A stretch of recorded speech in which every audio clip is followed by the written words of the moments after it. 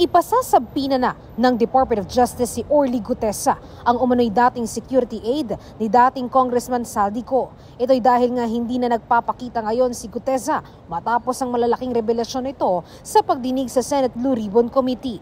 Ayon kay Justice Secretary Jesus Crispin Remulla, kailangan niyang makausap si Gutesa dahil kukumpirmahin niya ang mga nakalagay sa sinumpaang salaysay o affidavit nito. Ang hawak ko nito yung affidavit, copy ng affidavit ni Gutesa na nakuha ko sa Senate.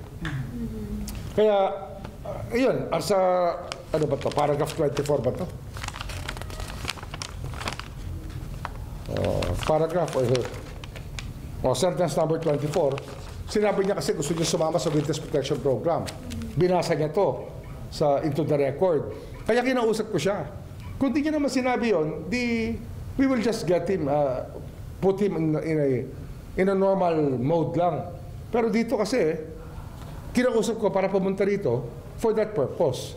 Hihingi namin ang address niya, so we will have the NBI send us subpoena para malinaw to. Sa ngayon, hindi na anya makontak si Gutesa at umaasa ang DOJ na ligtas ang kanyang kalagayan, lalo na't base sa kanyang affidavit, humihingi ito na mapa sa ilalim sa Witness Protection Program. We have no contact. There has been no word from the Senate about Gutesa. So we're just hoping he's okay and that he can shed light on his affidavit. Baka meron pa sila ilalabas. Mabuti na. Tsaka alagaan na nila, wag na napakakawalan.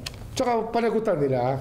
Kasi yung testigong gano'n nakakatakot naman kung hindi na lalabas ulit, kung hindi na lilitaw ulit. Samantala, kasama na ngayon si dating House Speaker Martin Romualdez sa iniimbestigahan ng DOJ kaugnay sa issue.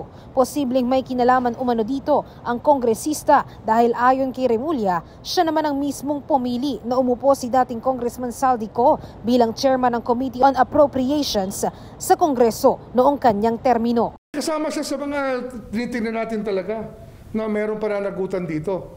Ano yan? Kaya pag diagram, yung ginagawa namin diagram, it's a complete diagram that we're trying to do to include everybody and what their role was.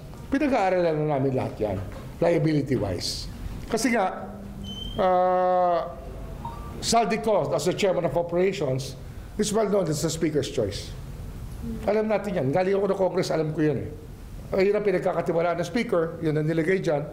So doon pa lang, alam mo na hindi tama yun nangyari. Nangako naman si Remulla, iimbestigahan ang issue at walang sisinuhin anuman ang posisyon. Wala ho kami sisinuhin dito. It's really, para sa bansa lahat to. Wala hong personal dito. It's beyond friendships. It's beyond school ties or fraternal ties. It's beyond that already kasi ang nakataya rito, taong bayan natin. Luisa Erispe para sa Pambansang TV sa Bagong Pilipinas.